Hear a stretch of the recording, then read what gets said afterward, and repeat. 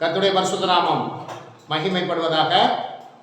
இந்த நாளிலும் செய்திக்கு ஆதாரமாக நாம் வாசிக்க வேண்டிய வேத பகுதி வெளிப்படுத்தின விசேஷம் 2ஆம் அதிகாரம்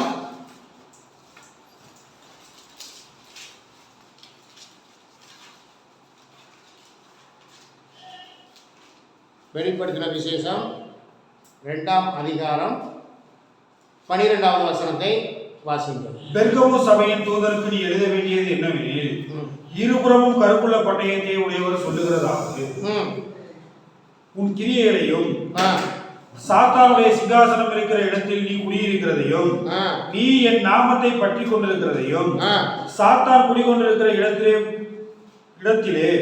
உங்களுக்குள்ளே எனக்கு உண்மையுள்ள சாட்சியான அந்திப்பா என்பவன் கொல்லப்பட்ட நாட்களிலும் என்னை பற்றும் விசுவாசத்தை நீ மறுதறியாமல் இருந்ததையும் அறிந்திருக்கிறேன். நான் வாசித்திருக்கிற திருவசனத்தின் மூலம் கர்த்தர் நம்மோடு பேசும்படியாக நம் மத்தியில் மனைவி அவர்கள் செபிப்பார்கள்.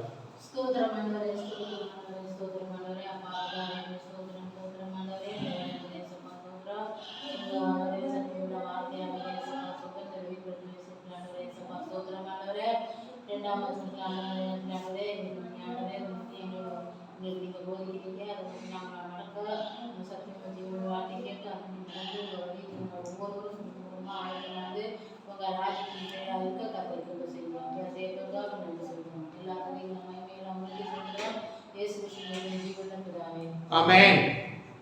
நாம் வாசித்த திருவசனம் வெளிப்படுத்தின விசேஷம் 2ஆம் அதிகாரத்தில் 12வது வசனம் அப்படியாக சொல்லுகிறது, பெர்கமு சபை தூதனுக்கு நீ எழுத வேண்டியது என்னவெனில், இருபுறமும் கருத்துள்ள பட்டயத்தை உடையவர் சொல்லுகிறதாவது. கவனிங்க, இருபுறமும் கருப்புள்ள பட்டயம்னா எது? இருபுறமும் கருப்புள்ள பட்டயம் என்றால் எது? ஆண்டவருடைய வார்த்தை. பட்டயம்னா என்னது? பட்டயம் நீங்க பொதுவான கருத்துல பட்டயம்னா என்னது? கத்தி. சரி, கத்தியில் எத்தனை பக்கம் பதம் இருக்கும்?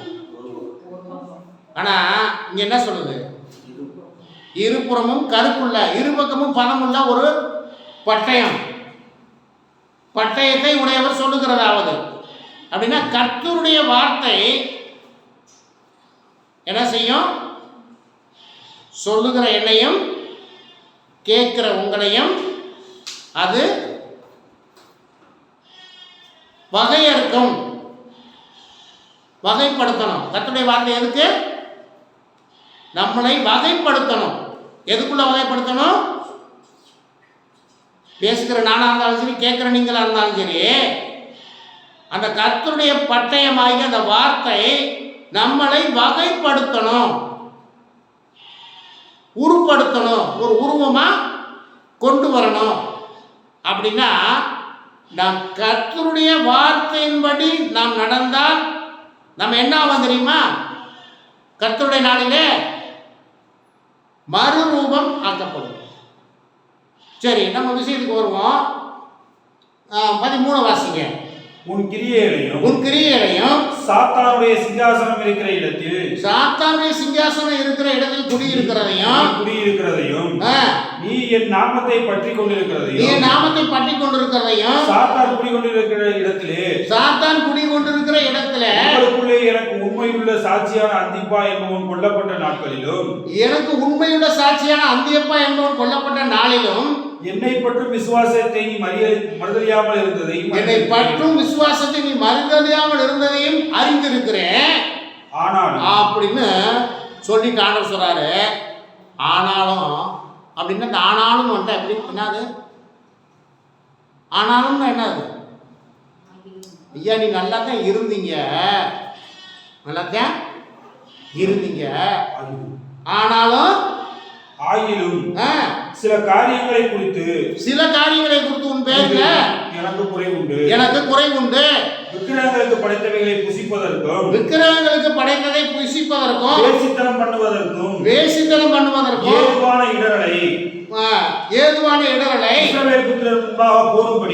இஸ்ரவேல் புத்திரருக்கு முன்பாக போடும்படி பாலாக் என்பவனுக்கு போதனை செய்த பிலேயாமுடைய போதகத்தை கைக்கொள்ளுகிறவரும் இடத்தில் உண்டு. பாலாக் என்பவனுக்கு போதனை செய்த பிலேயாமுடைய போதகத்தை கை கொள்ளுகிறவர்கள் உன்னிடத்தில் உண்டு. இப்ப பாருங்க, சபனை இந்த பெருக்கம் எது? ஒரு ஆவிக்குரிய சபனை நல்லா தான் இருந்துச்சு.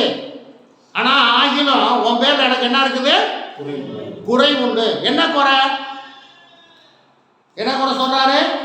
விக்கிரங்களுக்கு படைத்தவைகளை புசிப்பதற்கும், வேசித்தனம் பண்ணுவதற்கும், அப்புறம் ஏதுவான இடங்களை இஸ்ரேல் புத்திரருக்கு முன்பாக போடும்படி பாலாக் என்பவனுக்கு போதனை செய்த விளையாமனுடைய போதகத்தை கை கொள்ளுகிறவர்கள் உன்னிடத்திலே உண்டு.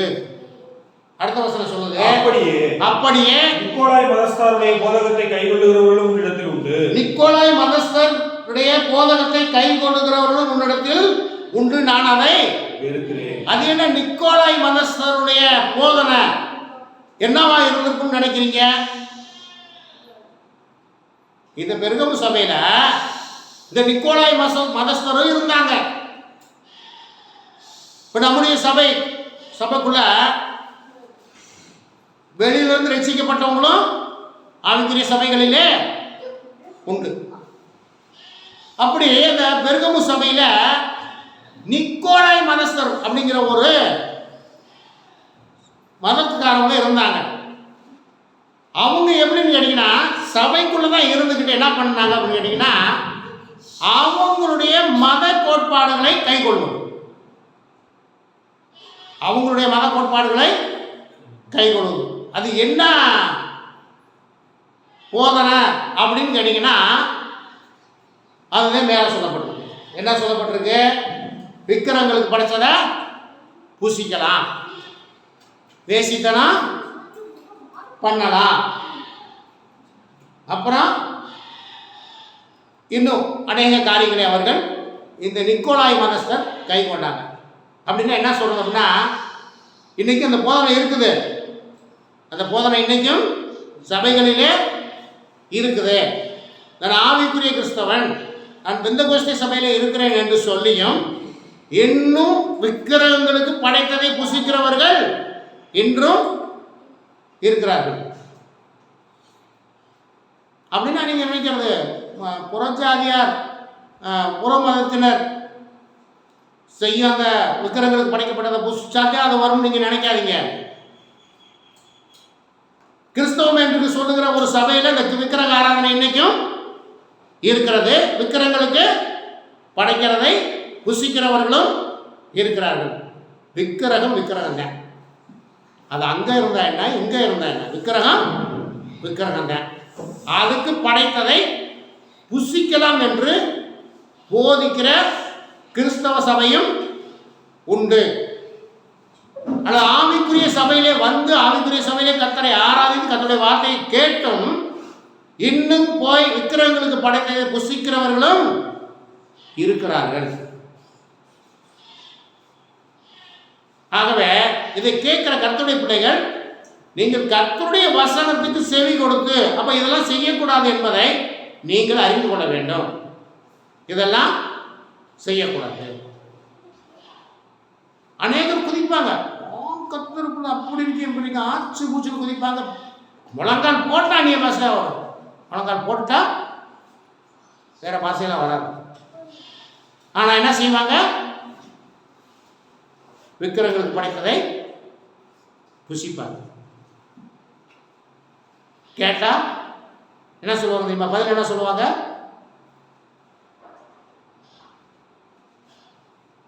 கேட்டா பதில் என்ன சொல்லுவாங்க? என்ன சோறு? சாமி சோறு. கிறிஸ்தவ சாமி தானே. கிறிஸ்தவத்தில் எத்தனை சாமி இருக்குது? கிறிஸ்தவத்தில் எத்தனை சாமி இருக்குன்னு கேட்டேன்.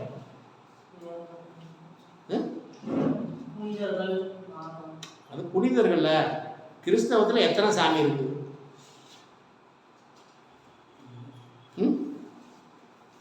சொல்லுங்க, எத்தனை சாமி இருக்கு சொல்லுங்க. ஒரு சாமி தான் இருக்குது. அது கூட சாமிங்கிற வார்த்தைய நம்ம உபயோகிக்க கூடாது.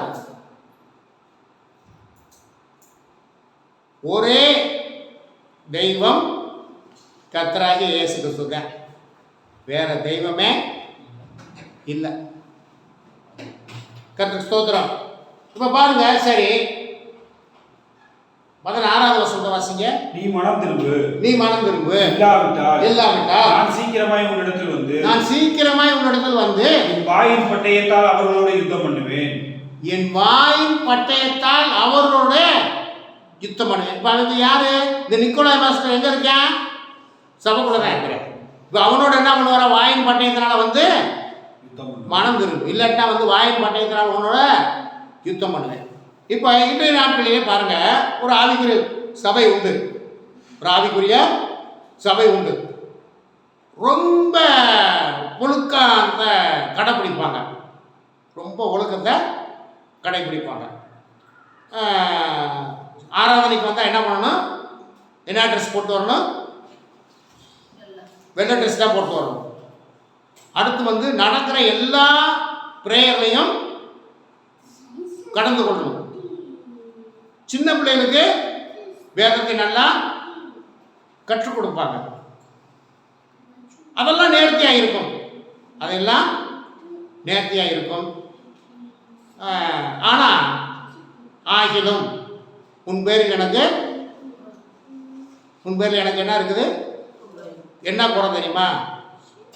அவங்களுக்குள்ள இந்த நிக்கோலாய் மதஸ்தரை போல அவங்க ஒரு மதத்தினுடைய கோட்பாடுகளை கைகொள்ளுகிறார்கள். என்ன மதத்தினுடைய கோட்பாடு தெரியுமா உங்களுக்கு?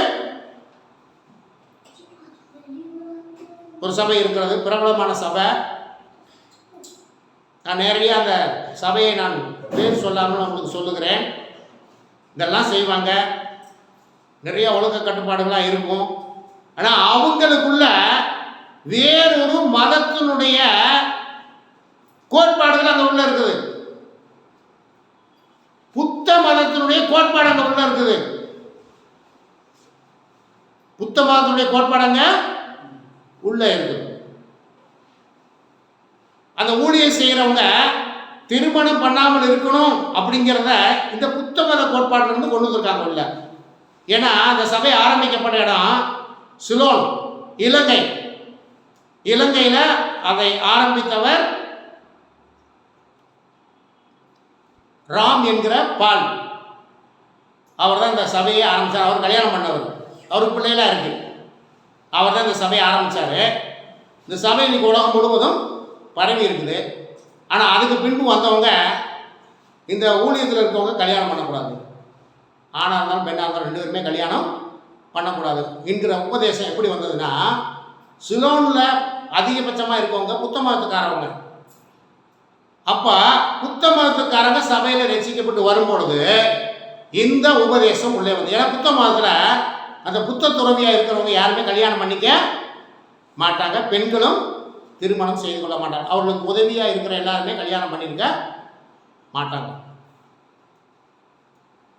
இது புத்த மதத்திலிருந்து வந்த இந்த நிக்கோலாய் மதம் எப்படி இருந்துச்சோ பெருகபு சபையில், இன்னைக்கு இருக்கிற இந்த சபையில் இந்த புத்த மதத்தினுடைய கொள்கை உள்ளே வந்துச்சு.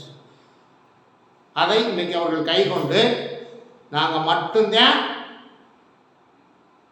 சீயோனுக்கு போவோம், பரலோகத்துக்கு போவோம் சென்று எல்லா இடத்துலையும் போய்த்து கொண்டு இருக்கிறார்கள். அவருடைய ஒரு 5 விதமான கள்ள உபதேசமும் உண்டு. இப்போ ஆண்டவர் அந்த சபையை பார்த்து சொல்றாரு, நீ என்ன செய்யணும்? மனம் திரும்பு, இல்லாவிட்டால் சீக்கிரமாக என்னிடத்தில் வந்து என் வாயின் பட்டயத்தினாலே அவருடைய யுத்தம் பண்ணுவேன். இதை கேட்டுக்கொண்டிருக்கிற கர்த்தருடைய பிள்ளைகளை, நாம் கர்த்தருடைய போதனையை மட்டுமே என்ன செய்யணும்? பின்பற்றணும். வேறு எந்த ஒரு போதனையும் நம்ம பின்பற்றி போகக்கூடாது. போனால் என்ன ஆகும்? அதோடைய வழி எங்கே போய் முடியும்? கர்த்தருடைய வழியை விட்டு வேற ஒரு வழியை பின்பற்றி போனால் அதனுடைய முடிவு என்ன, எங்கே போகும் தெரியுமா? பாதாளத்துக்கு போகும். ஆகவே கர்த்தருடைய பிள்ளைகளை, நீங்கள் பின்பற்றி போக வேண்டிய வழி கர்த்தருடைய வழி மட்டுமே. கிறிஸ்தவ மார்க்கத்தை மட்டும் பின்பற்றி நீங்கள் தொடர்ந்து அதில் ஓடுங்கள். நீங்கள் தேவனுடைய ராஜ்யத்தை சுதந்திரத்துக் கொள்வீர்கள். கர்த்தருக்கு ஸ்தோத்திரம்.